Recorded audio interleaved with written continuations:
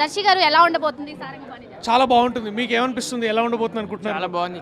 Trailer చూసారా? చూసాను, చాలా బాగుంది. ఎప్పుడు చూసారు ట్రైలర్? నేను చూసాను, నేను చూసారు. మీకు చూడాలనిపిస్తుంది అసలు? చాలా బాగుంది. చూస్తాను మళ్ళీ. మీరు కుటుంబ సభ్యులతో కూడా వెళ్ళగలరా? ఫ్యామిలీతో, ఫ్రెండ్స్తో అందరితో కలిసి వెళ్తా. ఓకే. ఇప్పుడే విన్నారు మెగా 9 న్యూస్లో ఈ విజయవాడ ప్రేక్షకులు వీళ్ళకి ట్రైలర్ చూసి బాగా నచ్చిందంట. మీరందరూ కూడా చూసి నచ్చితే ట్రైలర్ దయచేసి మీరు సినిమాకి వెళ్ళాల్సిందిగా కోరుకుంటున్నాం. Thank you. చిన్నప్పటి నుంచి ఇంతేనా మీరు? అంటే మాట్లాడుతూనే ఉన్నారు. సో ఆ మాట్లాడే విధానం ఎలా ఉందంటే అందరినీ నవ్వించే విధానం ఉంది. అందులోనే మీరు సక్సెస్ అవుతున్నారంటే మీకు ఎలా అనిపిస్తుంది?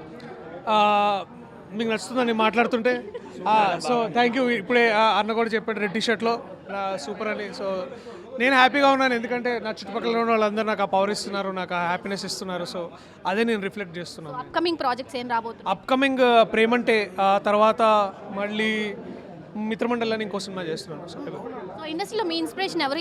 ఈ డౌట్ అయితే ఎప్పటి నుంచో ఉంది. చిరంజీవి గారు. ఆయనతో మరి ఎప్పుడు నటించిపోతున్నారు? ఆ ఛాన్స్ వస్తే మీరు ఎలా ఫీల్ అవుతారు? నేను తొందరలో నటించాలనుకుంటున్నా. మీరు కూడా కోరుకోండి, అయిపోద్ది. చూద్దాం. సో గట్టిగా అనుకుంటే అయిపోతుంది మరి. అయిపోవాలి. Thank you.